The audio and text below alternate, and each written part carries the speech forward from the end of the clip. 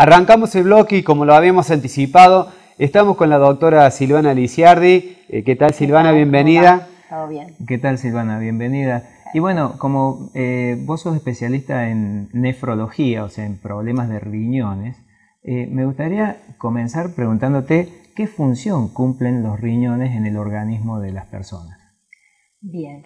Primero aclarar que los riñones son órganos pares, son dos, pero trabajan como una unidad, es decir, nosotros consideramos una totalidad de funcionamiento en función de lo que cada uno de los riñones aporta, que nunca es simétrico, no es un 50 y un 50, sino cuando un riñón se enferma, el otro habitualmente tiene la capacidad de cumplir y suplir lo que el otro no está aportando. Claro. De todas maneras, ¿cuáles son las funciones? Para explicarles, la primera y la más evidente y obvia es la producción de orina.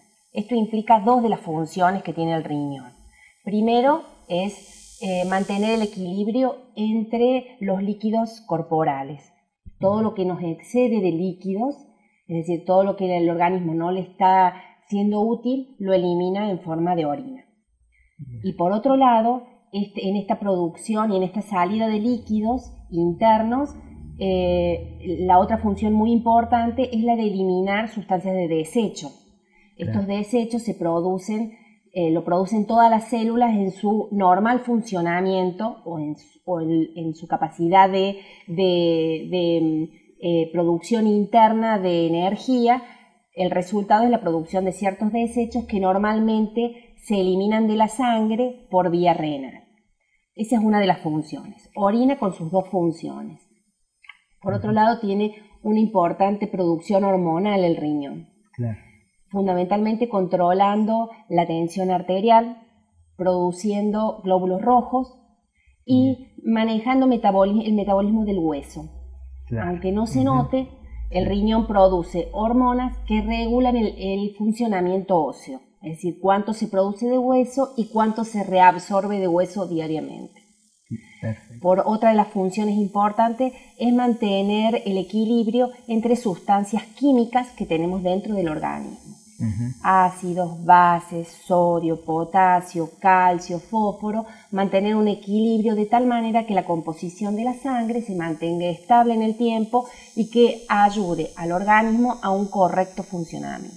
Bien, y entonces cuando este riñón, con ese normal funcionamiento, comienza a alterar la función que va cumpliendo, se comienza a alterar y se prolonga en el tiempo, estamos frente a una enfermedad renal crónica.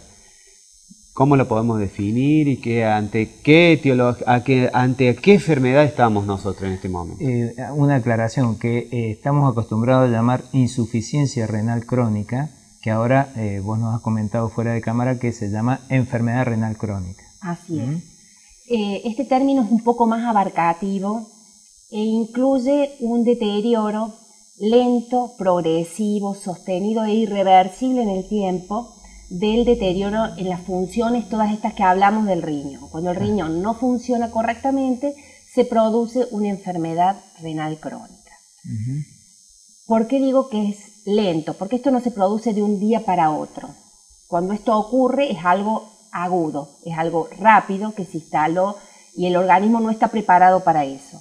Cuando se produce lentamente, es decir, en el tiempo, lleva meses, años de instalarse, aunque el paciente no registre o no descubra que tiene esta enfermedad porque no da síntomas. No da síntomas. Fundamentalmente.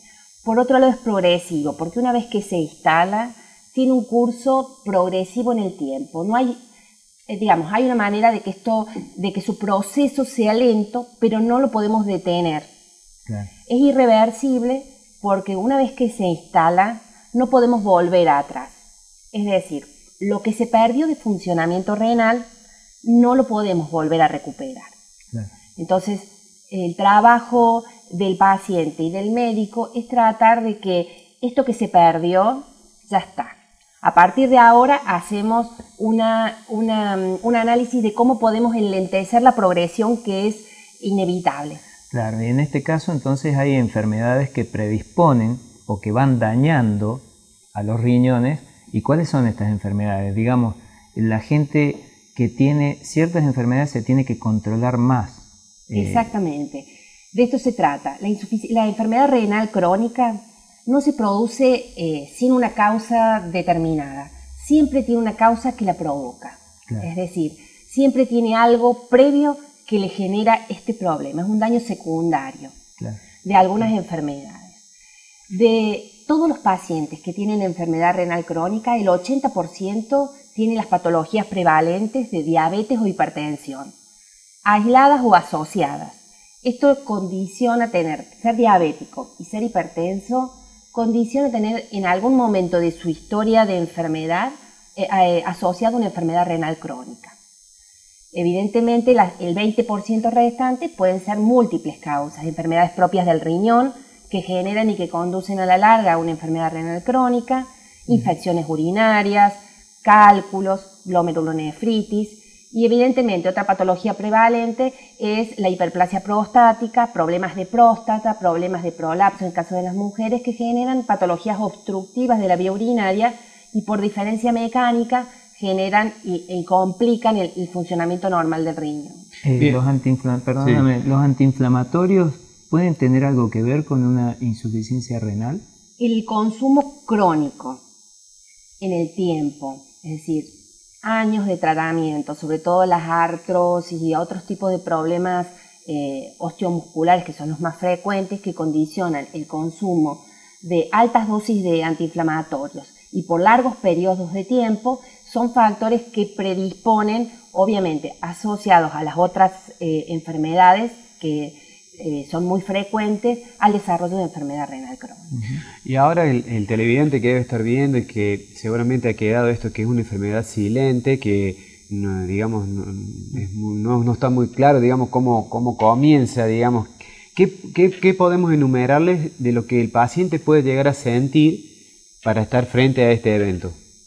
Bien, la enfermedad renal crónica tiene distintas etapas hasta llegar a la situación que empiece la sintomatología. Es decir, hay 5 etapas en las cuales uno va desarrollando y empeorando su deterioro en el funcionamiento renal.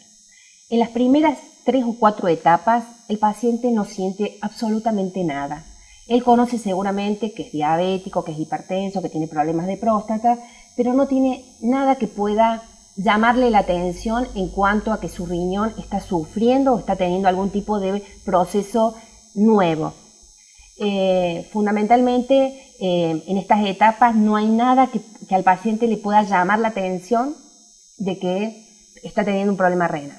Sí, cuando aparece ya en los estadios finales del deterioro renal, es decir, cuando el paciente ya tiene un funcionamiento renal de más o menos un 20% o menos, es donde aparece la sintomatología. Puntualmente es bastante inespecífica y variada lo que el paciente puede sentir. Desde falta de aire, de que las piernas se hinchen, de que la tensión que anteriormente con cierta medicación respondía y estaba bien controlada, de repente el paciente tiene la tensión más alta, puede tener náuseas, vómitos. Algo muy característico es el asco selectivo a la carne. Pacientes que anteriormente tenían un gusto o una apetencia especial por la carne de vaca, sobre todo, en esta etapa en general prefieren otro tipo de alimento y no es que tengan un rechazo importante, pero como que lo notan que la alimentación ha sido seleccionada diferente. Silvana, ¿y cómo se puede prevenir esto? Pero no me lo contestes ahora, que vamos a ir un breve corte y entonces dejamos las otras preguntas para el próximo bloque. Perfecto. No se muevan de la pantalla, que seguimos con la doctora Lisiardi en el próximo bloque.